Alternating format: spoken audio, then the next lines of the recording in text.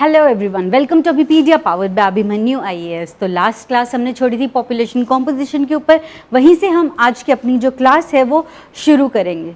ठीक है, so I Ruchika welcome you all to this premier session for the PCS 2020 course. All right, तो आज का जो हमारा कोर्स है उसमें हम जो सब्जेक्ट है वो देखने वाला है ह्यूमन ज्योग्राफी का पार्ट, पॉपुलेशन का।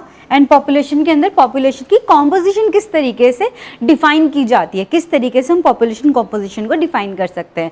सोर्स वही है, अभी भी NCERT ही है, वहीं पे हम अभी भी चल रहे हैं। ऑल राइट, एंड जो हमारी अगर हम इन जनरल बात करें तो ये अलग चैप्टर NCERT के अंदर भी, जो हम ह्यूमन ज्योग्राफी कंसेप्ट वाली NCERT देखें, फंडामेंटल्स ऑफ ह्यूमन ज्योग्राफी, तो उसमें पॉपुलेशन कॉम्पोजिशन का टोटली अलग चैप्टर है। ठीक है, तो पॉपुलेशन कॉम्पोजिशन के बारे में देखते हैं। फर्स्ट थिंग इज, जो पॉपुलेशन की कॉम्पोजिशन को डिफाइन करता है is the characteristic that either you are a male और अ फीमेल। ठीक है, तो इस मेल और फीमेल की रेशो को ही हम सेक्स कॉम्पोजिशन कहते हैं। ठीक है, और इसको हम डिफाइन करने के लिए एक क्राइटेरिया यूज करते हैं जिसको हम सेक्स रेशो कहते हैं। वो है नंबर ऑफ फीमेल्स पर 1000 मेल्स। नंबर ऑफ फीमेल्स पर 1000 मेल्स, कि अगर 1000 मेल्स किसी एरिया के अंदर प्रेजेंट है तो उनके मुकाबले कितनी फीमेल्स प्रेजेंट है वहाँ पे। फॉर एग्जांपल, अगर आपके घर के अंदर हम देखते हैं ना, घर के अंदर आप देखोगे तो 2 मेल्स हैं 2 फीमेल हैं, या फिर 3 मेल है 2 फीमेल है, तो इस हिसाब से आप एक लार्जर सोसाइटी लेवल पे जब ये चीज़ देखते हैं तो 1000 मेल अगर हम काउंटिंग पे पहुँचते हैं तो उन 1000 मेल के काउंटिंग के मुकाबले फीमेल कितनी आपको मिलेंगी, तो उससे हम सेक्स रेशो डिफाइन करते हैं कि क्या फीमेल्स भी ऑलमोस्ट इक्वल लेवल पे प्रेजेंट है, या फिर ज़्यादा प्रेजेंट है, या फिर कम प्रेजेंट है। ठीक है, कई कंट्रीज ऐसी हैं जो कि इस रेशियो को उल्टा कंसीडर करती हैं, नंबर ऑफ मेल्स पर नंबर ऑफ पर 1000 फीमेल्स। वो एरियाज है जहाँ पे कि नंबर ऑफ फीमेल्स जो हैं वो यूजुअली ज़्यादा रहती हैं। ठीक है, तो वहाँ पे पर 1000 के हिसाब से देखते हैं कि 1000 के हिसाब से मेल कितने प्रेजेंट है उस एरिया के अंदर। ठीक है, इन जनरल अगर हम बात करें तो अगर हम डिफाइन करें नंबर ऑफ फीमेल्स पर 1000 मेल्स के हिसाब से, तो ओवरऑल एशिया के अंदर सेक्स रेशो जो है वो बहुत कम है। सेक्स रेशो कम होने का मतलब क्या है, अगर इसके अंदर जो आप नंबर ऑफ फीमेल्स जो हैं वो कम ही रहती हैं। फॉर एग्जांपल 800 900 के आसपास यूजुअली। ठीक है, हमने आपने बहुत बार ये चीज़ सुनी होगी कि सेक्स रेशो के अंदर इंडिया के अंदर केरला इज़ द वन जो कि टॉप पे लाई करता है। राइट, और वो जो है केरला की जो रेशो है दैट इज़ अराउंड 1048, यानी कि दे हैव लाइक 1048 फीमेल्स पर number of males. Now I might be incorrect with my data, but I am just giving you an example कि किस तरीके से ये हम सेक्स रेशियो को कंसीडर करते हैं और किस तरीके से सेक्स कॉम्पोजिशन के कितने मेल हैं और कितने फीमेल हैं, that form a bigger part of sex composition. ठीक है, और स्पेसिफिकली ऑफ पॉपुलेशन कॉम्पोजिशन। ठीक है, चलिए देखते हैं नेक्स्ट चीज़ जो कि बहुत एक इंपॉर्टेंट पार्ट प्ले करती है कॉम्पोजिशन के अंदर, that is the age structure. Age structure का क्या मतलब है कि कितने एज वाले लोग उस एरिया के अंदर प्रेजेंट हैं। फॉर एग्जाम्पल, आप अपने एरिया के अंदर देखेंगे तो आपको अगर बच्चे बाहर ज़्यादा खेलते हुए दिख रहे हैं, राइट, छोटे छोटे बच्चे 10 ईयर्स के आसपास, राइट, तो what you will consider is कि इस एरिया के अंदर जो छोटे बच्चों की पॉपुलेशन है वो ज़्यादा है। राइट, और वहीं अगर आपको कोई नहीं दिख रहा है और सारे जने जो है अपने घरों के अंदर है, देन यू विल कंसीडर कि एडल्ट पॉपुलेशन बहुत ज़्यादा है इस एरिया के अंदर। वही हम चीज़ यहाँ पे कंसीडर कर रहे हैं, और ये वाली जो क्राइटेरिया ये भी पॉपुलेशन कॉम्पोजिशन को तो अफेक्ट करता ही है, बट इन जनरल हम उस कंट्री को क्या कंसीडर कर रहे हैं उस पर भी बहुत फर्क पड़ता है। ठीक है, फॉर एग्जाम्पल अगर हम बात करें, अगर उस एक कंट्री की ज़्यादातर पॉपुलेशन 50 to 59 के बीच, 15 to 59 के बीच में है, तो वी विल कंसीडर कि वो उनकी जो लार्जर पॉपुलेशन है वो वर्किंग एज के अंदर है। क्योंकि this is the maximum age जिसके अंदर की 59 is the age when you retire, almost you can retire की कहीं गवर्नमेंट्स की 60 होती है एंड कहीं गवर्नमेंट्स की 58 है। Right, so in any case average age हम मान के चलो तो 59 इज़ द वन जहाँ पे कि एक person retires, right, and 15 is the one जब वो थोड़ा बहुत कहीं ना कहीं पे काम जो है वो करने लगता है। और ये 15 भी इसलिए पहुँच चुकी है, रीज़न बिंग की बहुत जो रूरल एरियाज़ हैं उसके अंदर 10th के बाद ही या 10th कंप्लीट होने से पहले या 8th के बाद ही बहुत लोग जो है वो काम करने लग जाते हैं इंडिया के रूरल एरियाज़ के अंदर, है ना। या फिर अगर हम बाहर की बात करें, दूसरी कंट्रीज़ की बात करें, तो वहाँ पर ऑलमोस्ट 18 के होते ही आपको you have to leave your home, right, this इस तरीके की जो चीज़ें होती हैं, एंड उसमें आपको 18 के बाद से खुद का काम करना होता है। बट इन जनरल भी अगर हम देखें, अगर वो काम नहीं भी करे तो दिस इज द पॉपुलेशन जिसको कि हम ये कंसीडर करते हैं कि दे शुड वर्क, या दिस इज द वन जिनके की वर्किंग एज ग्रुप है, ठीक है। इससे छोटे क्या हैं, दे आर चिल्ड्रन, उनकी मेन इन्वेस्टमेंट एजुकेशन पे होनी चाहिए। और 59 से अबव क्या है, ओल्ड एज ग्रुप, उनकी मेन इन्वेस्टमेंट किस पे होनी चाहिए, हेल्थ फैसिलिटीज के ऊपर, ठीक है। सो अगर आपकी ग्रेटर पॉपुलेशन 60 ईयर्स से अबव है तो आपके ज़्यादा खर्चे होंगे हेल्थ के ऊपर। तो उस कंट्री के अंदर जिसमें 60 से अबव की पॉपुलेशन ज़्यादा है तो उन्हें हेल्थ फैसिलिटीज़ को बहुत अच्छा मेंटेन करना पड़ेगा। और वहीं अगर उनकी छोटी वाली पॉपुलेशन ज़्यादा है, यंग पॉपुलेशन जो नीचे वाला एज ग्रुप है, तो उनको स्कूलिंग फैसिलिटी ये वाली चीज़ें ज़्यादा इंक्रीज़ करनी पड़ेंगी, जिसका कि ज़्यादा बर्थ रेट होगा। तो वहाँ पे क्या होगी, पॉपुलेशन यूथफुल होगी। I think this is clear to all of you. Alright, देखते हैं नेक्स्ट टॉपिक। नेक्स्ट टॉपिक पे हम आते हैं पॉपुलेशन पिरामिड्स के ऊपर।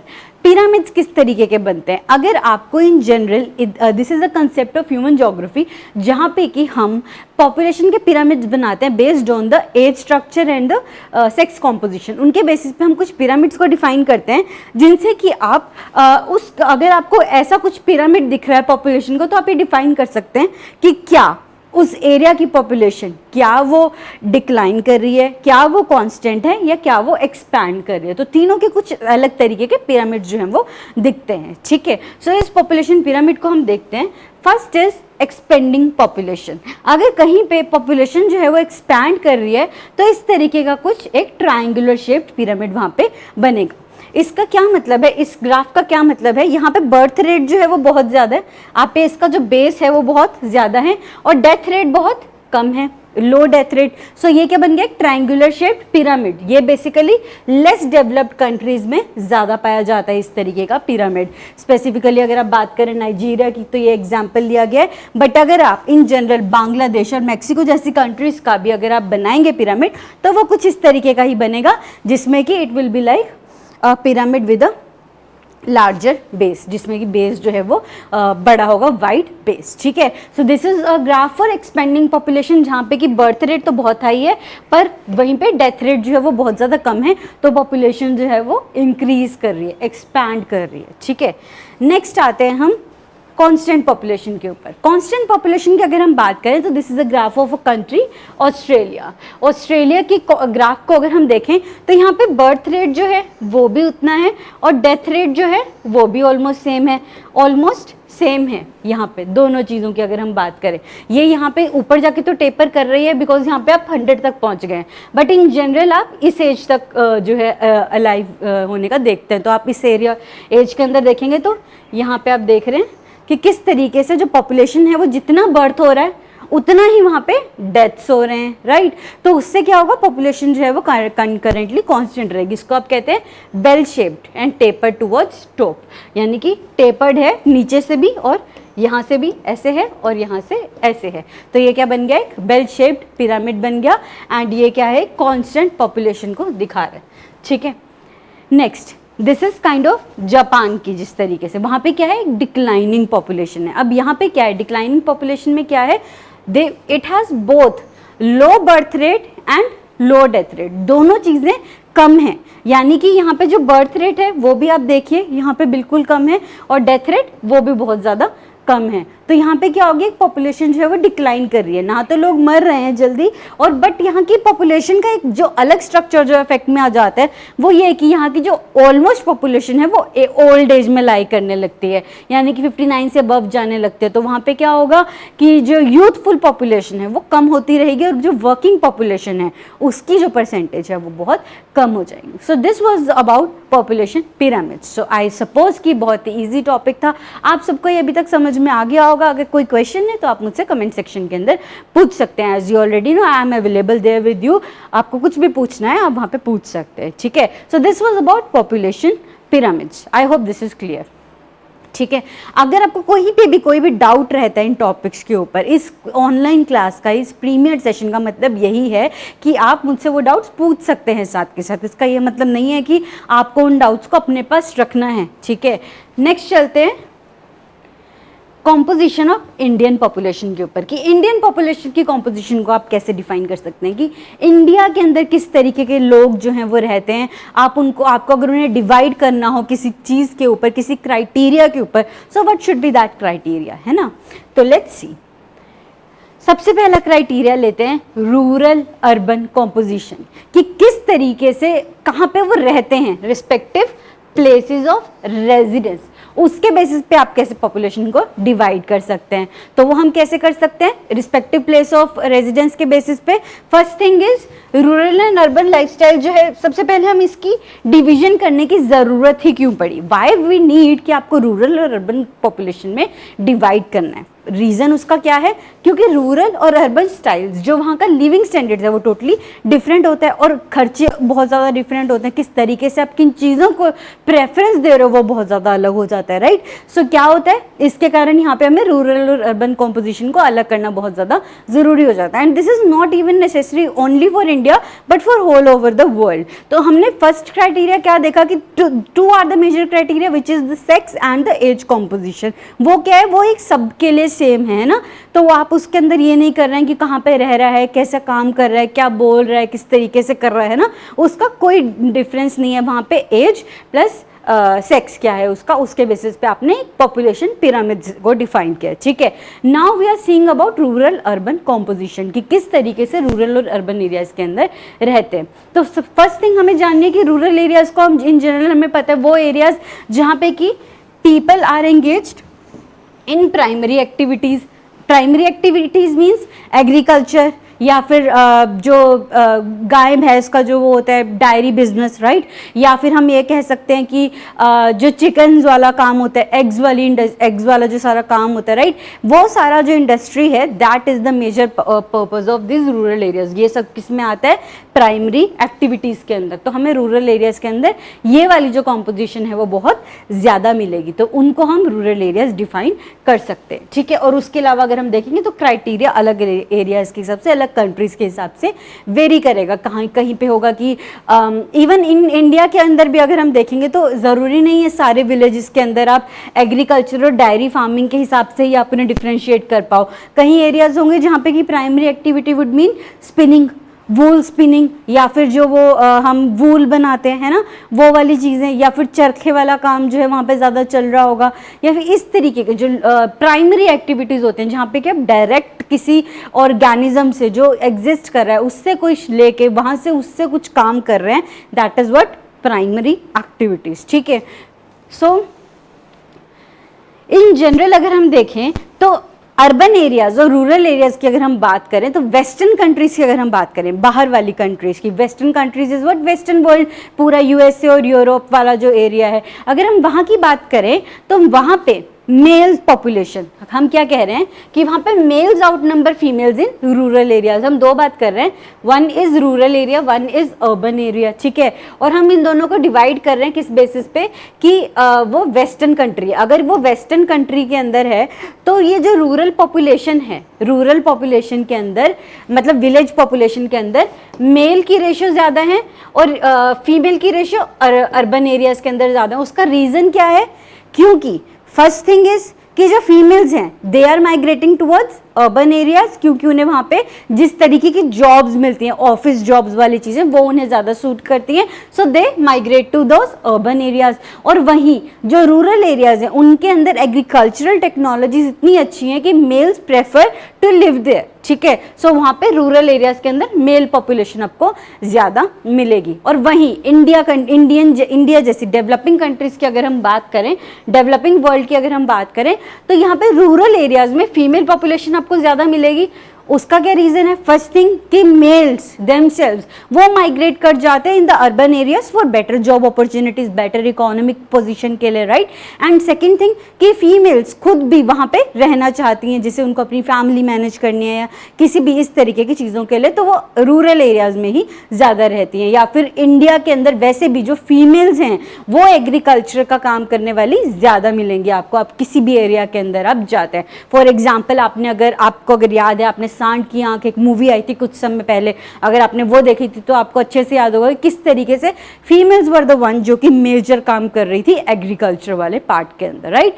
सो इसलिए यहाँ पे डिफरेंस आ जाता है। सो मेजर डिफरेंस क्या है यहाँ पे, रूरल अर्बन कॉम्पोजिशन के अंदर जैसे जैसे डेवलप्ड कंट्री जो है वो डेवलप्ड होती रहती है, तो रूरल एरियाज के अंदर आपको मेल्स की पॉपुलेशन ज़्यादा मिलने लगती है और फीमेल्स की पॉपुलेशन आपको अर्बन एरियाज में ज़्यादा मिलने लगती है। और डेवलपिंग वर्ल्ड के अंदर रूरल एरियाज के अंदर आपको फीमेल ज़्यादा मिलेंगी और अर्बन एरियाज के अंदर आपको मेल ज़्यादा मिलेंगे, ठीक है। I hope this is clear to all of you.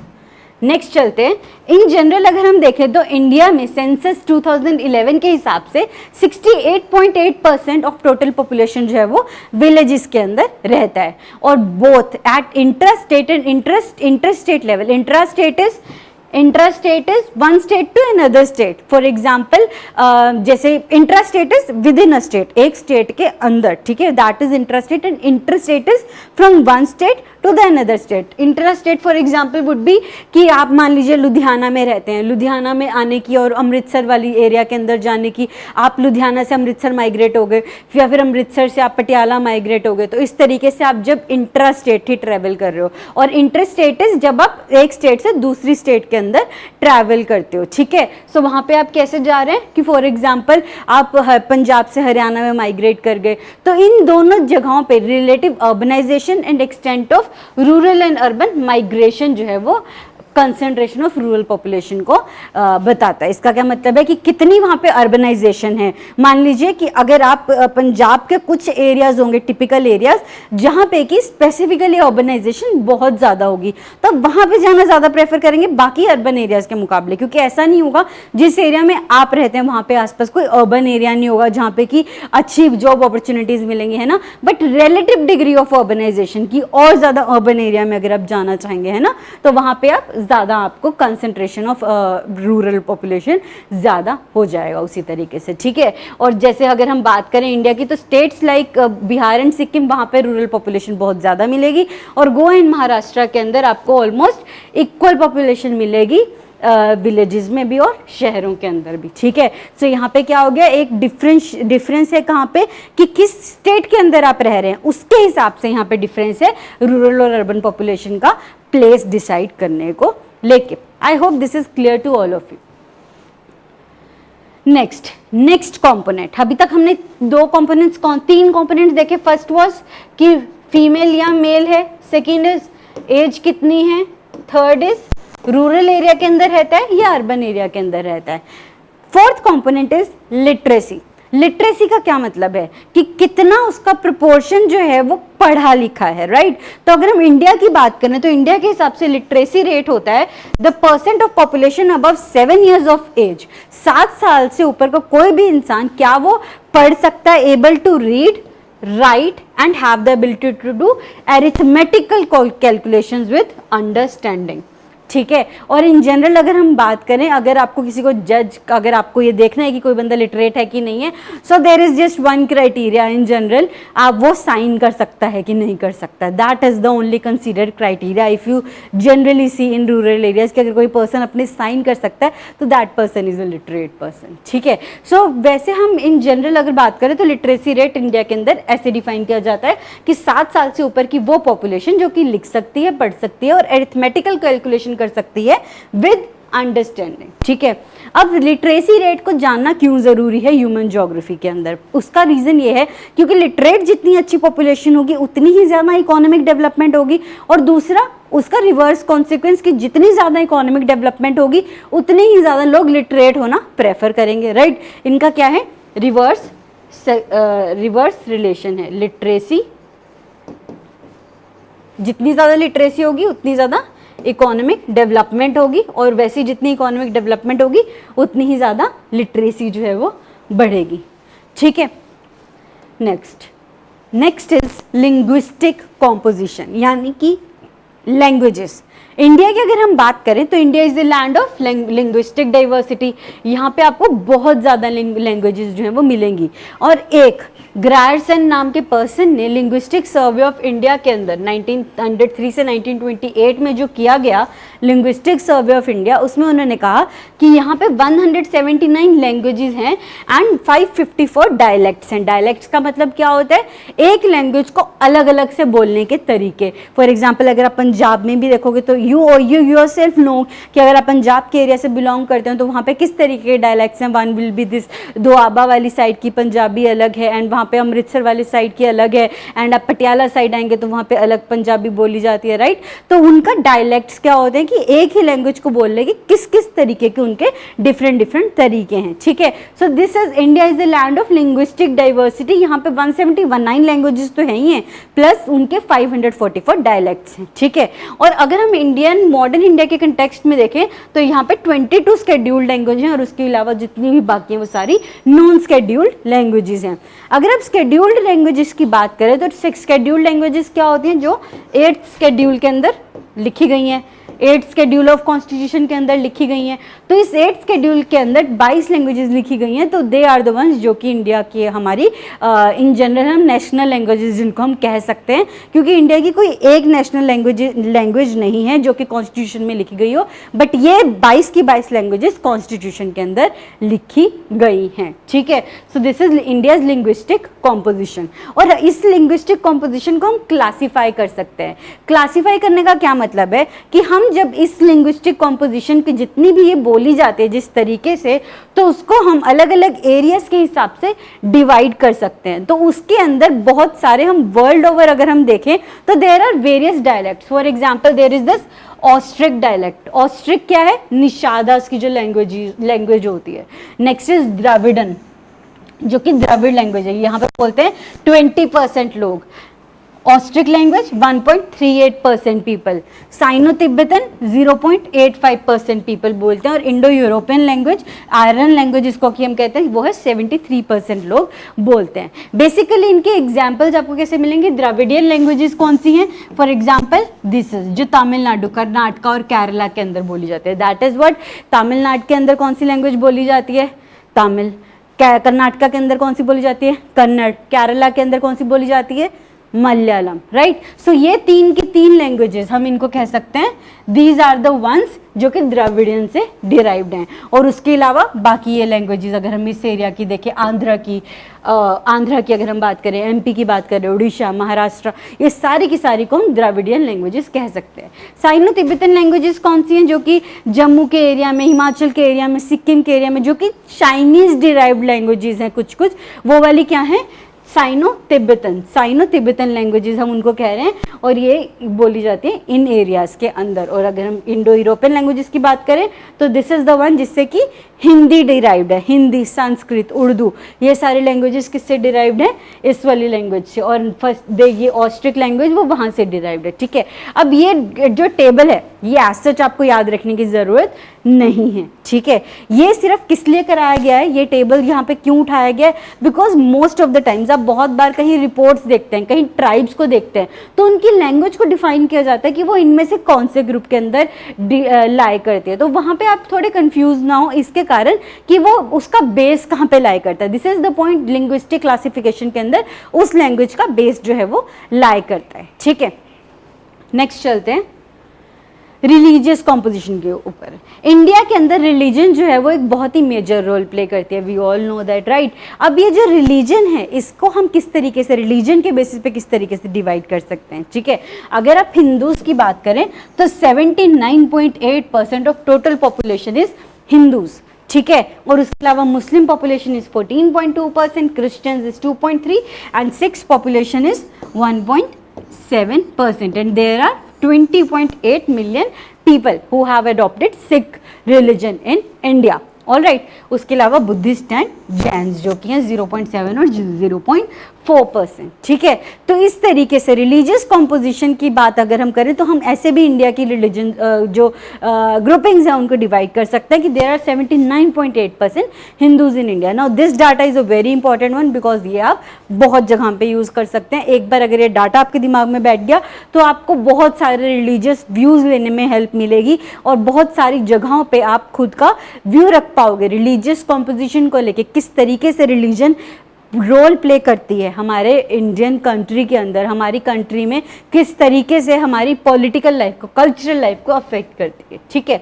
तो ये this is the slide about कि किस तरीके से कौन कौन से एरियाज के अंदर ये सारी पॉपुलेशन डिवाइडेड है, ठीक है। अगर हम हिंदूज की बात करें तो 70 to 90% वो डिवाइडेड हैं और वो सारी स्टेट्स के अंदर अराउंड 70 to 90% मिल जाएंगे except the states of which one, जो कि हैं बांग्ला इंडो बांग्लादेश बॉर्डर के अराउंड जो स्टेट्स हैं, जो बांग्ला वहाँ पे बंगाली लैंग्वेज आपको वहाँ पे आपको बंगालीज मिलेंगे और वहाँ पे आपको मुस्लिम्स वाली पॉपुलेशन ज़्यादा मिलेगी उस एरिया के अंदर जहाँ पे इंडो बांग्लादेश बॉर्डर है, राइट। नेक्स्ट अगर हम देखें इंडो पाक बॉर्डर, वहाँ पे आपको उर्दू लैंग्वेज ज़्यादा मिलेगी, राइट, और वहाँ पे भी मुस्लिम ज़्यादा मिलेंगे, राइट। एंड वैसे जम्मू एंड कश्मीर के अंदर मुस्लिम्स मेजॉरिटी है। And next hill states of north east and scattered areas of Deccan plateau and Gangetic plain, यही एरियाज हैं जहाँ पे आपको हिंदू पॉपुलेशन नहीं मिलेगी। बाकी आप देख सकते हैं किस तरीके से कौन कौन सी स्टेट के अंदर ये सारी पॉपुलेशन जो है वो डिवाइडेड है, ठीक है। ऑलराइट, चलते हैं नेक्स्ट स्लाइड के ऊपर। Working and non working population. Working and non working population का क्या मतलब है? वो पॉपुलेशन जो काम कर रही है और वो पॉपुलेशन जो काम नहीं कर रही है, वेरी सिंपल, राइट। सो इस वर्किंग पॉपुलेशन के अंदर भी दो तरीके की डिवीजन आती है। One is the one who is a main worker and one is the one who is a marginal worker. Main worker कौन होता है? जो कि वर्क करता है फॉर एटलीस्ट 183 डेज या फिर 6 मंथ्स हम अप्रॉक्सीमेटली मान के चले, जिसके पास काम है एटलीस्ट 6 महीने के लिए और जिसके पास उस 6 महीने से कम के लिए काम रहता है पूरे साल के अंदर, he is a person who is called as a marginal worker, ठीक है। सो ये जो main workers plus marginal workers की अगर हम रेशो देखें तो इंडिया के अंदर दोनों की प्रोपोर्शन की अगर हम बात करें तो सिर्फ 39.8%, सिर्फ 39.8% जो है that is the working population. तो हमारे पास अराउंड 60% पॉपुलेशन बच गई जो कि नॉन वर्कर्स हैं and that is a big ratio because India के अंदर दैट मीन्स कि 39.8% लोग जो हैं दे आर द वंस जो कि कमा रहे हैं, दे आर द वंस जो कि वर्क कर रहे हैं, बट उसके अलावा जो बाकी बची 60% पॉपुलेशन है they are not working anywhere, ठीक है। So this indicates economic status जहाँ पे कि ज़्यादातर पॉपुलेशन डिपेंडेंट पॉपुलेशन है, जिसका मतलब क्या है? There is a large amount of unemployment and underemployed people, ठीक है। अनएम्प्लॉयड का मतलब क्या है? बिल्कुल जॉब नहीं है, और अंडर एम्प्लॉयड का मतलब क्या है कि जिसके वो लायक हैं, for example they have done their post graduation, they have done their PhDs but they are working in that kind of field जो कि उनकी डिग्रीज से बिल्कुल ही डिफरेंट है।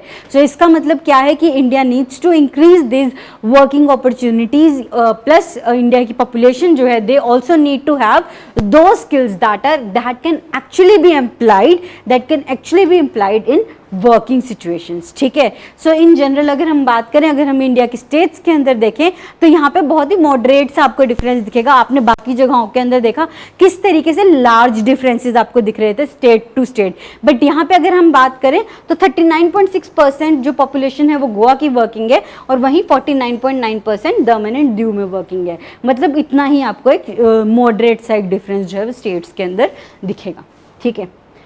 Next is occupational structure. Working population तो है वो ठीक है, बट उस 39.8% पॉपुलेशन के अंदर एक्टिविटीज कौन सी चूज कर रहे हैं लोग, कि कितनी % पॉपुलेशन प्राइमरी एक्टिविटीज के अंदर है, सेकेंडरी के अंदर है, टर्शरी के अंदर है और क्वार्टरनरी के अंदर है, ठीक है। हम जब प्राइमरी एक्टिविटीज देख रहे थे तो दीज वर द वंस जिनको कि हमने इग्नोर किया। फिशिंग के अंदर इंक्लूडेड होते हैं, राइट, जहाँ पे फिशरीज वाले एरियाज होते हैं या फिर माइनिंग वाले जो एरियाज होते हैं, this is also primary activity. Forestry की अगर हम बात करें, हम जब भी प्राइमरी एक्टिविटी सोचते हैं तो we just only consider one thing that is agriculture, but that is not so. Everything जो कि बेसिक नेचर से हम ले रहे हैं that is the thing that is primary activity, और उसके बाद जब हम उसे प्रोसेस करते हैं, सेकेंडरी हम उसे बनाते हैं, मैन्युफैक्चर करके उससे हम कुछ और में चेंज कर देते हैं, that is the secondary activity, ठीक है। टर्शरी में क्या होता है? जब आप आपस में ट्रेड कर रहे हैं, ट्रांसपोर्ट कर रहे हैं, कम्युनिकेट कर रहे हैं, that is the tertiary sector. And there is this quaternary sector जिसमें आता है आईटी सेक्टर की अगर हम बात करें, रिसर्च से रिलेटेड जो चीज़ें हैं, रिसर्च एंड डेवलपमेंट से रिलेटेड, या फिर वो लोग जिनका कि काम सिर्फ आइडियाज़ डेवलप करना है, दे आर द वंस जो कि क्वाटरनरी एक्टिविटीज़ में एंगेज्ड हैं। ठीक है, तो अगर हम इस स्ट्रक्चर के हिसाब से देखें तो इसको हम जो है 4 सेक्टर्स के अंदर डिवाइड कर देते हैं। Proportion of working population engaged in these 4 sectors is a good indicator of economic development. Economic development का क्यों ये एक ग्रेट इंडिकेटर है? क्यों? क्योंकि पहली चीज, अगर हम डेवलप्ड कंट्रीज के अंदर देखेंगे तो वहां पे उनके जो रिसोर्सेज होते हैं जिनके ऊपर की वो प्राइमरी एक्टिविटीज कर सकते हैं, वो ऑलमोस्ट सारे डिस्ट्रॉय हो चुके होते हैं या फिर वो ऑलरेडी यूज्ड अप हो चुके होते हैं। ठीक है, तो वहां पे आपको सेकेंडरी, टर्शियरी और क्वाटरनरी सेक्टर, क्वाटरनरी एक्टिविटीज ज्यादा मिलेंगी। और वहीं अगर आप डेवलपिंग कंट्री में देखोगे तो they have not yet used there natural resources, तो वहां पे आपको क्या मिलेगी? प्राइमरी एक्टिविटीज का प्रोपोर्शन जो है वो सबसे ज्यादा मिलेगा। ठीक है, so that is difference between, इस तरीके से हम इकोनॉमिक डेवलपमेंट को डिफाइन कर सकते हैं on the basis of these sectors. ठीक है, I hope this is clear to all of you. Occupational structure क्या होता है? Occupational structure is nothing but कौन से ऑक्यूपेशन को आप प्रेफर करें, कौन सा ऑक्यूपेशन है आपका। ठीक है, तो अगर हम इंडियन पॉपुलेशन की बात करें तो 54.6% जो है that is included in what? Primary sector. 3.8% of the workers are engaged in household industries, और सिर्फ 41.6% जो है दे आर द वंस जो कि they are included in non household industries, trade, commerce, construction and repair.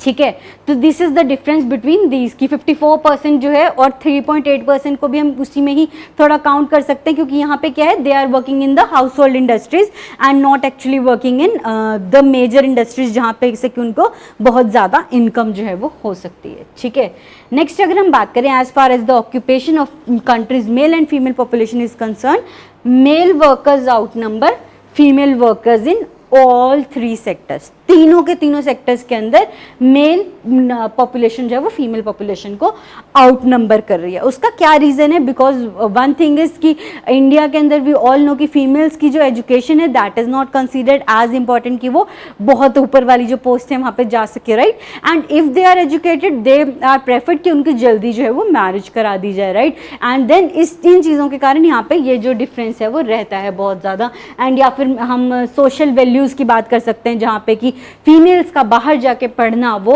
बाहर जाके job करना, that is not considered a good thing, right. तो इसके कारण हम एक हाफ प्रोपोर्शन ऑफ पॉपुलेशन, हम हाफ पॉपुलेशन को तो यूज ही नहीं कर रहे हैं इस समय पे, so that makes a very big difference. ठीक है, फॉर इकोनॉमिक एक्टिविटीज की अगर हम बात करें। Okay, so that was all about population composition. I hope the topic of population is clear to all of you. अभी भी आप कोई डाउट पूछना चाहते हैं पूरे population को टॉपिक को लेके, जिसके अंदर कि हमने कवर किया population का डिस्ट्रीब्यूशन, population की ग्रोथ, population की composition, कि किस तरीके से जो वर्क करता है ये सब चीज़ें, कि आप जनरली फैक्ट्स तो बहुत सारे देखते रहते हो, पर वो फैक्ट्स जा कहाँ पे रहे हैं, कौन सी फील्ड है जो उसे स्टडी कर रही है, that is the one human geography. ठीक है, so that is all about population concept. Now there is one very important concept, that is the concept of migration. Migration की अगर आप बात करें, migration का क्या मतलब है? Migration is जब एक एरिया से दूसरे एरिया के अंदर आप ट्रैवल करते हैं, वो भी नॉट ओनली फॉर जस्ट अपने काम के लिए कि जैसे कि अभी आज गए और कल आ गए, not that, but for work purposes, for permanently or temporarily settling there. For example, आप यहाँ से मुंबई गए 6 महीने के लिए जॉब करने के लिए, so you are migrating to Mumbai, ठीक है।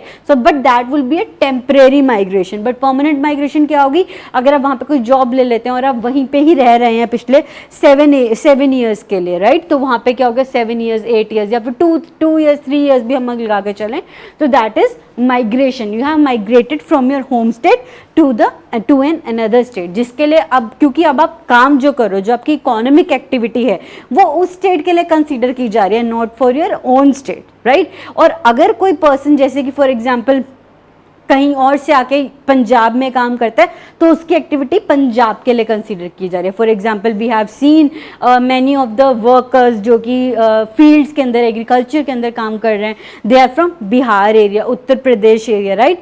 सो वो बिहार और उत्तर प्रदेश एरिया से यहाँ पे माइग्रेट होके आ रहे हैं। This is whole concept of migration, ठीक है। We have listen to much about migration in these days.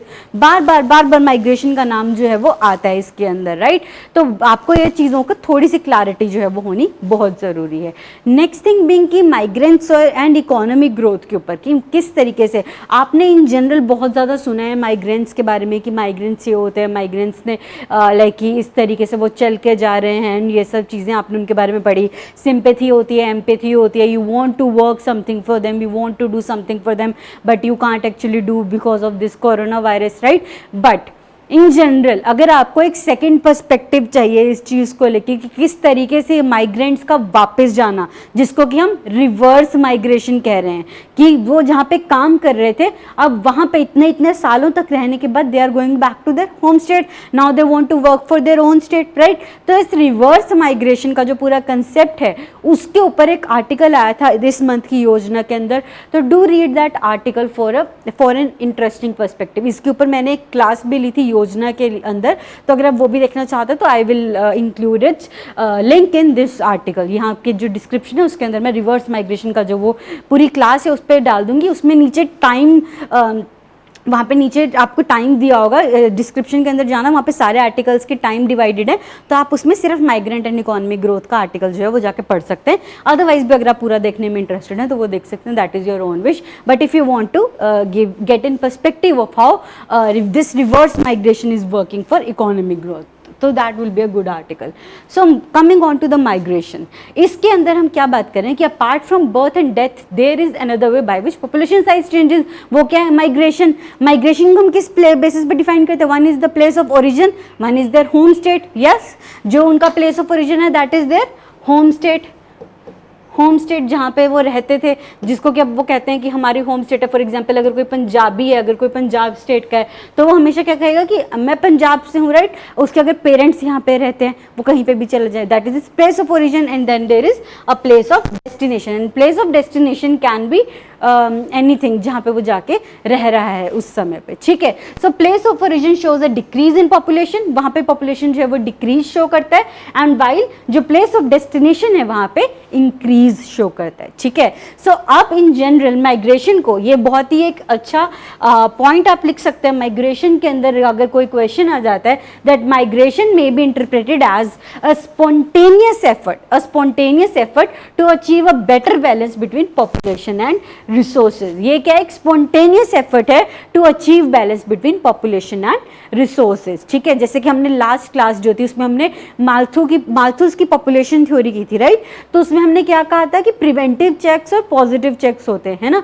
तो ये क्या है? It is one of the another check जिसको कि हम रिसोर्सेज को बचाने के लिए यहाँ पे क्या कर रहे हैं, लोग वहां पे जा रहे हैं जहाँ पे कि रिसोर्सेज हैं बट पॉपुलेशन नहीं है, तो वो क्या कर रहे हैं, वहां पे पॉपुलेशन जाके इंक्रीज कर रहे हैं, राइट, एंड वहां पे उनकी रिसोर्सेज को यूटिलाइज कर रहे हैं, तो वो क्या कर रहे हैं, बैलेंस आउट कर रहे हैं बेसिकली, राइट। अब ये this is not valid only for inter state. अगर आप इसको एक बार देखते हैं कि किस तरीके से आप टाइप्स डिफाइन कर सकते हैं माइग्रेशन की।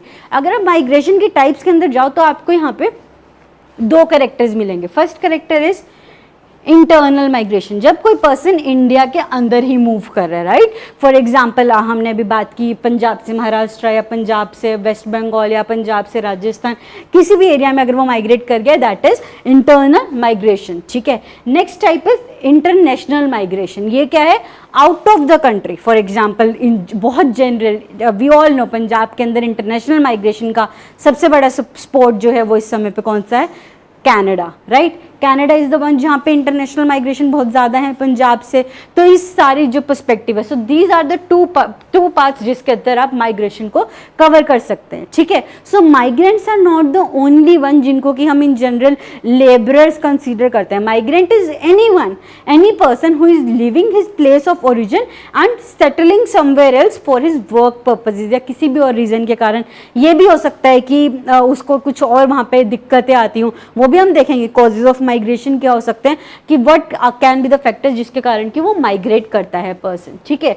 सबसे पहले हम देखते हैं इंटरनल माइग्रेशन, जब कोई पर्सन एक कंट्री के अंदर ही माइग्रेट करता है विद इन द कंट्री, तो यहाँ पे क्या होगा, दो बेसिस पे आप उस माइग्रेशन को एन्यूमरेट कर सकते हो। One is the place of birth, place of birth is जहाँ पे आप पैदा हुए, राइट। तो अगर आपका जहाँ पे आप अभी एन्यूमरेट करा रहे हैं खुद को, ये क्या है, एन्यूमरेट का मतलब क्या है, जब आप सेंसस ऑफ इंडिया के अंदर गिने जा रहे हैं, नंबरिंग कर रहे हैं, उसकी सेंसस कहते हैं। सेंसस बेसिकली है क्या, census is just counting of the people, and counting of people के साथ आप उनकी ऑक्यूपेशन देख रहे हैं, आप वो कहाँ पे रह रहे हैं, क्या काम कर रहे हैं, और उनका प्लेस ऑफ बर्थ कौन से, क्या वो वहीं पे पैदा हुए जहाँ पे अभी रह रहे हैं, या क्या वो किसी और स्टेट के अंदर पैदा हुए थे और अभी यहाँ पे रह रहे हैं, ठीक है। And next is the place of residence, क्या उनका जो प्लेस ऑफ रेजिडेंस है वो पिछले कुछ सालों से यही है, जब से लास्ट सेंसस हुआ था उसके बाद से क्या वो यहीं पे रह रहे हैं, प्लेस ऑफ रेजिडेंस क्या है, migrant by place of last residence. तो ये दोनों चीज़ों को हम यूज़ करके इंटरनल माइग्रेशन को डिफाइन कर सकते हैं with in the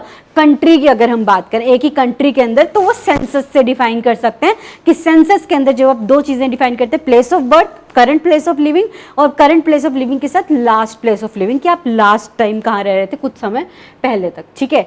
so as per 2011 census, 2011 census की अगर हम बात करें तो 1210 मिलियन लोग थे कंट्री के अंदर, उसके अंदर से 455.8 मिलियन पीपल जो हैं, यानी कि 37% इनको उसने माइग्रेंट्स रिपोर्ट किया, migrants of place of last residence, जिन्होंने कि अपना रेजिडेंस चेंज किया, ठीक है, कुछ समय के लिए ही लगा लीजिए। फॉर एग्जांपल जैसे हमने भी थोड़ी देर पहले बात की कि किसी वर्क पर्पस के लिए आप 2 साल के लिए आप किसी और स्टेट में जाकर रहने लग गए। सो इस तरीके से अगर हम बात करें तो 37% people in India are called as are people are migrants of place of last residence, ठीक है। और this migration can be permanent, temporary और seasonal. As we all know seasonal means कि जैसे कि फॉर एग्जांपल क्रॉप्स किसी समय पे सिर्फ उगाई जाती हैं जब, या फिर हार्वेस्ट की जाती हैं, तो उस पूरे समय के अंदर, सिर्फ वो वाले समय के अंदर जब आप कहो कि सिर्फ माइग्रेंट्स आ रहे हैं, राइट, माइग्रेंट लेबरर्स आ रहे हैं स्पेसिफिकली, तो वो क्या हो गई, सीजनल। टेम्परेरी क्या हो गई, कुछ 1 साल के लिए 2 साल के लिए आप सिर्फ गए and you are bound to come back. And permanent is when you have just settled there, आप वहाँ पे ही सेटल हो गए, your whole life is just settled there, ठीक है। So that is the permanent migration. Next expect अगर हम देखें इस पूरे पॉपुलेशन का, तो दैट इज 4 स्ट्रीम्स जो कि हम आइडेंटिफाई कर सकते हैं इसके अंदर, that is rural to rural, हम rural to rural means rural area से रूरल एरिया के अंदर, rural to urban is rural से urban, urban to urban is urban से अर्बन के अंदर गया, और rural to urban is urban से रूरल एरियाज के अंदर गए, ठीक है। तो हम ये 4 स्ट्रीम्स यहाँ पे आइडेंटिफाई कर सकते हैं इस पूरे जो हमारा माइग्रेशन है उसके अंदर, ठीक है। सो इसके अंदर हम फर्स्ट करेक्टर देखते हैं, that is intra state migration. Intra state migration अगर हम देखें, इंट्रा स्टेट इज एक स्टेट के अंदर ही अगर हम बात करें तो सबसे ज़्यादा माइग्रेशन पाई जाती है रूरल टू रूरल माइग्रेशन में, वो भी फीमेल्स की। Now what might be the reason कि फीमेल्स की माइग्रेशन यहाँ पे सबसे ज़्यादा पाई जा रही है? One of the major reason जो कि आप माइग्रेशन के अंदर बहुत ज़्यादा इग्नोर करते हैं, and that is the main factors for rural to rural migration, that is marriage. Marriage के कारण फीमेल्स आर द वंस जो कि अपना घर छोड़ के दूसरे घर के अंदर जाती है, right. So they are but doing specifically migrating from one place to another. No there are certain states in India जहाँ पे कि मेल्स आर द वन जो कि अपना घर छोड़ के दूसरे घर के अंदर जाते हैं, ठीक है। So that would be the one जहाँ पे आप ये कह सकते हैं कि males are the one migrating, ठीक है। तो बट इन जनरल अगर हम बात करें तो रूरल टू रूरल माइग्रेशन, एक रूरल एरिया से दूसरे रूरल एरिया के अंदर ही जाना, जो वो आपको बहुत कम एक स्टेप जो है वो दिखेगा, वहाँ पे फीमेल्स की रेशियो सबसे ज़्यादा है, ठीक है। और वहीं this is rural to urban migration, और this is urban to rural और अर्बन टू अर्बन। सो चारों के चारों स्ट्रीम्स के अंदर आप देखें तो बहुत ज़्यादा आपको माइग्रेशन का पर्सपेक्टिव जो है वो पता चलता है अच्छे से कि कितने माइग्रेशन आपको इसके अंदर दिख रही है। This is around 10 million migrants in millions, ठीक है। ये वाला जो हम रेशियो देख रहे हैं दिस इज 10 मिलियन माइग्रेंट्स, तो आप यहाँ पर जाएंगे तो दिस इज 50 मिलियन माइग्रेंट्स, ठीक है। सो अप्रॉक्सीमेटली आप उसके हिसाब से लगा सकते हैं। नेक्स्ट आप देखें तो this is migration in millions के हिसाब से interstate migration. State to state अगर हम माइग्रेशन की बात करें तो यहाँ पे रूरल टू अर्बन माइग्रेशन सबसे ज़्यादा है, रूरल से अर्बन एरियाज में जो लोग जा रहे हैं, और उसमें भी मेल्स की रेशो सबसे ज़्यादा है, मेल्स की रेशो सबसे ज़्यादा है, ठीक है। और उसके अलावा आप यहाँ पे भी देख सकते हैं अर्बन टू अर्बन माइग्रेशन भी बहुत ज़्यादा है, यहाँ पे फीमेल्स की रेशो थोड़ी ज़्यादा है, बिकॉज वही बात हो गई कि हमने इंडिया में इन जनरल हम रहते हैं, हमें पता है कि one thing that is considered, जो जब मैरिज का क्राइटेरिया होता है कि जो रूरल एरियाज़ की लड़कियाँ होती हैं वो they almost get married to some rural area, right, and जो अर्बन एरियाज़ की लड़कियाँ होती हैं they almost get married to some urban area, ठीक है। तो इसी के कारण ये जो अर्बन टू रूरल वाला कॉम्पोनेंट है, अर्बन से वापस रूरल एरिया के अंदर जाने वाला जो कॉम्पोनेंट है वो बहुत ही रेयर मिलेगा। वो कहाँ पे होता है? When you get back to your village, जब आप विलेज की तरफ वापस चले जाते हैं, राइट, तो वहाँ पे आपको ऐसा क्राइटेरिया देखने को मिलेगा। नेक्स्ट आते हैं इंटरनेशनल माइग्रेशन के ऊपर, एक स्टेट से, एक कंट्री से दूसरी कंट्री के में चले जाना, ठीक है, one from one country to another country. यहाँ पे दो टर्म्स बहुत ज़्यादा यूज़ की जाती है, that is immigration and emigration. Immigration is what? Immigration क्या होता है? जब कोई पर्सन जो हैं they move into a new place, एक प्लेस से दूसरी प्लेस पे जो मूव कर रहे हैं they are called as immigrants. यानी कि फॉर एग्जांपल अगर कोई पर्सन जो है उसको हम इंडिया में इमिग्रेंट कब कहेंगे? जब वो किसी और कंट्री से आके यहाँ पे सेटल हो रखा है, ठीक है। या फिर आपका कोई ब्रदर सिस्टर, आई नो कोई ना कोई ज़रूर होगा, you are living in Punjab, right, कोई ना कोई दूर का कज़न ब्रदर, कोई ना कोई होगा जो कि कनाडा में रहता होगा या फिर यूके में रहता होगा या ऑस्ट्रेलिया में रहता होगा, राइट। सो वो लोग जो यहाँ के थे they have shifted to that place, तो वो वहाँ के लिए क्या है? इमिग्रेंट्स।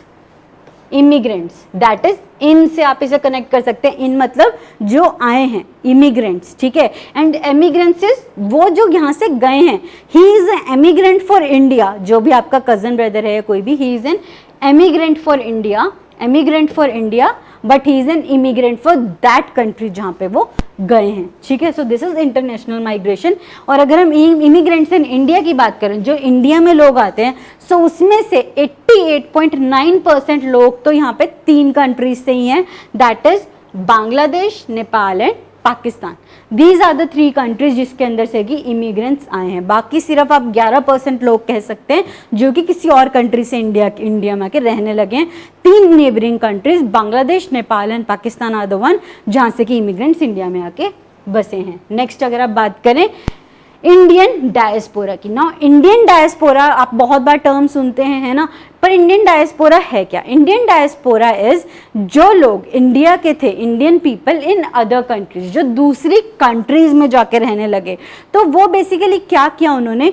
अभी तो हमने जो बात की अभी कि आपका कोई ब्रदर या सिस्टर है वो अभी जाके रहने लगा, ही इज एन एमिग्रेंट अभी के लिए, है ना, बट कुछ साल के बाद जब वो वहाँ पे अपनी फैमिली पूरी सेटल कर लेगा, वहीं पे उसकी वर्किंग रहने लग जाएगी, तो what he has become is he is a person of Indian origin, but वो वहीं का रह गया, PIO जिसको हम कहते हैं person of Indian origin, but he is now a permanent residence of that particular country.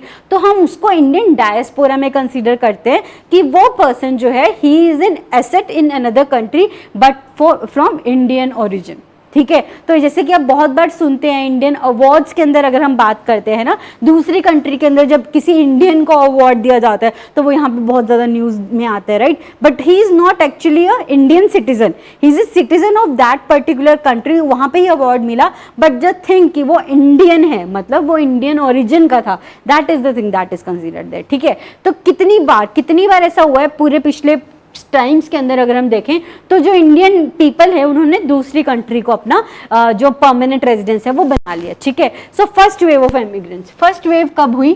Britishers के टाइम पे, जब ब्रिटिशर्स का समय था उस समय पे 2 चीजें हुई। वन इज इंडेंचर्ड लेबरर्स जिनको कि काम करने के लिए, लेबरर वाला काम करने के लिए बाहर भेजा गया, and one is plantation workers, जो प्लांटेशन वाला काम करने के लिए, मतलब जो सारी प्लांटेशंस की जाती हैं ना, जो हम अगर बात करें प्लांटेशन इंडस्ट्री की, टी वर्कर्स की अगर हम बात करें, कॉफ़ी इंडस्ट्री के वर्कर्स की अगर हम बात करें, तो they are all what? Plantation workers. तो ये कौन कौन सी कंट्रीज़ के अंदर इन्हें भेजा गया? इंडेंचर्ड लेबरर्स को फर्स्ट टाइम भेजा गया फ्रॉम 2 मॉरिशियस कैरिबियन आइलैंड्स, जिसमें कि त्रिनिदाद टोबैगो एंड गुयाना आते हैं, then Fiji and South Africa. तो ये जो कंट्रीज कंट्रीज यहाँ पे नाम लिखे गए हैं, दीज आर द कंट्रीज जहाँ पे आपको सबसे ज़्यादा जनरेशन वाइज मतलब ओल्डेस्ट जनरेशन इंडियन ओरिजिन के लोगों की वहाँ पे आपको मिलेगी जो दूसरी कंट्री में जाके सेटल हुए, ठीक है। सो या फिर Reunion island, Guadeloupe, Martinique, Suriname, so these are the countries जहाँ पे कि बाय फ्रेंच, डच और पुर्तगीज ने भेजा फ्रॉम गोवा, दमन एंड दिऊ, और यहाँ पे क्या था from Uttar Pradesh and Bihar. So these are the places जहाँ पे से कि आपको मैक्सिमम डायस्पोरा वहाँ पे मिलेगा, और इन्हीं के लिए, इन सारे माइग्रेशन के लिए टाइम बाउंड कॉन्ट्रैक्ट्स होते थे जिसको हम कहते थे girmit act, also called as Indian emigration act, ठीक है। नेक्स्ट इज इन सब इंडियन माइग्रेंट्स की जो भी ये सारे थे इन लेबरर्स की और प्लांटेशन वर्कर्स की, ये स्लेव से ज़्यादा कुछ नहीं थे उस पर्टिकुलर कंट्री के अंदर, दे वर जस्ट स्लेव्स, ठीक है। तो आज के समय पे उनकी सेकेंड थर्ड जनरेशन चल रही होगी, वो they must might be improved उनकी कंडीशन, बट उस समय पे they were just treated like slaves. Next wave हुई सेकेंड वेव ऑफ इमिग्रेंट्स, जब हमने अपनी जो हमारा जो पॉपुलेशन है वो थोड़ी सी स्किल्ड हुई, तो उस समय पे professionals, artisan, traders and factory workers वो इकोनॉमिक अपॉर्चुनिटीज़ के लिए जब बाहर जाने लगे, स्पेसिफिकली नेबरिंग कंट्रीज में, which is Thailand, Malaysia, Singapore, Indonesia, Brunei and African countries, not to western countries. Western countries का trend is a recent thing, now this is a trend जो कि कुछ समय पहले की हम बात कर रहे हैं। तो यहाँ पे क्या हुआ, इन सब एरियाज के अंदर जो सेमी स्किल्ड और स्किल्ड लेबर है इंडिया की वो जाने लगी। Next third way of immigrants हुआ जब professionals like doctors, engineers, consultants, experts वो जाने लगे, कौन सी स्टेट्स में, USA, Canada, UK, Australia, New Zealand and Germany. Now this is the wave जो कि आज के टाइम तक भी चल रही है। यही एरियाज हैं जहाँ पे कि आपको आज के टाइम पे इमिग्रेंट सबसे ज़्यादा जो है वो मिलेंगे। नेक्स्ट अगर हम बात करें आफ्टर लिबरलाइजेशन के बाद में 90s में education and knowledge based Indian immigration वो इंडियन डायस्पोरा का one of the most powerful diasporas बन गया है वर्ल्ड का, जिन्होंने कि पूरे वर्ल्ड के अंदर कंट्रीज में अगर हम कहीं पे भी चले जाएंगे तो आपको वहाँ पे इंडियंस जो हैं वो मिल जाएंगे आफ्टर लिबरलाइजेशन स्पेसिफिकली। तो ये एजुकेशन एंड नॉलेज बेस्ड जो हमारी माइग्रेशन हो रही है, दैट इज लोग जो एजुकेशन लेने के लिए दूसरी कंट्री में जा रहे हैं और उसके बाद फिर वहीं पे सेटल होना प्रेफर कर रहे हैं, ठीक है। इन ऑल दिस कंट्रीज, सारी की सारी कंट्रीज में Indian diaspora is playing a very important role, ठीक है। Next topic is migration causes and consequences that we will be continuing in our next lecture, जो कि होगा आपको स्केड्यूल जो है वो मिल जाएगा थोड़े समय के अंदर। तो जो कि जब भी होगा हम इसको टॉपिक को हम कवर करेंगे, माइग्रेशन की कॉजेज क्या रहते हैं और कॉन्सिक्वेंसेज क्या होते हैं। तब तक के लिए आप सबको have a very great day, have a great day, all the best for your preparations, do prepare well, अच्छे से तैयारी करते रहिएगा, don't worry about anything, be motivated, that is the most important thing, and be consistent. You have to be consistent.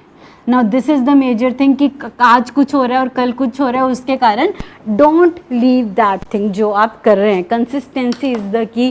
I don't know आप में से किसको इस चीज़ की ज़रूरत है। If you have not studied today, if you have not studied yesterday, or you are just saying कि हाँ I'll start studying from tomorrow, don't do that. Start studying from today only. Thank you so much everyone for giving me so much of your time.